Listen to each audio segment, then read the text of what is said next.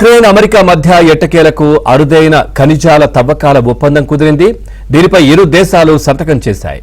దీంతో ఉక్రెయిన్లో అరుదైన సహజ వనరులు అయినటువంటి అల్యూమినియం కావచ్చు, గ్రాఫైట్, చమురు, సహజ వాయువు, ఇతర ఖనిజాలను తవ్వుకునేందుకు అమెరికాకు అనుమతి లభించినట్లయింది.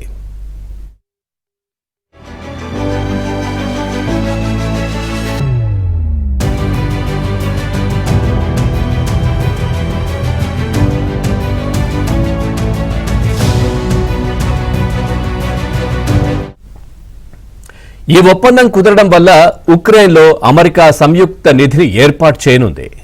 ఉక్రెయిన్ పునర్నిర్మాణానికి చేపట్టాల్సిన పలు అభివృద్ధి ప్రాజెక్టుల్లో యుఎస్ పెట్టుబడులకు ప్రాధాన్యత లభించనుంది. స్వేచ్ఛాయుత, సార్వభౌమ, సంపన్నమైనటువంటి ఉక్రెయిన్ కోసం ట్రంప్ నిబద్ధతను ఈ చరిత్రాత్మక ఆర్థిక భాగస్వామ్యం సూచిస్తుందని అమెరికా ట్రెజరీ డిపార్ట్మెంట్ ఎక్స్లో పోస్ట్ చేసింది.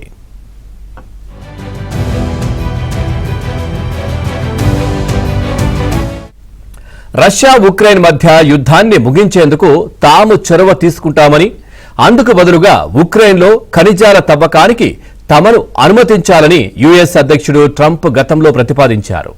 ఈ ఏడాది ఫిబ్రవరిలోనే ఈ ఒప్పందంపై ఇరు దేశాలు సంతకాలు చేయాల్సి ఉండగా ఓవల్ కార్యాలయంలో జరిగిన సమావేశంలో ట్రంప్, జెలెన్స్కీ మధ్య మీడియా ముందే మాటల యుద్ధం జరిగింది. దీంతో అప్పటి నుంచి ఇది అలాగే ఉండిపోయింది. అయితే ఈ ఒప్పందం కోసం ఇరు దేశాలు చాలా రోజులుగా తెర వెనుక ప్రయత్నాలు సాగించాయి. ఎట్టకేలకు ఇరు పక్షాలు అంగీకరించాయి.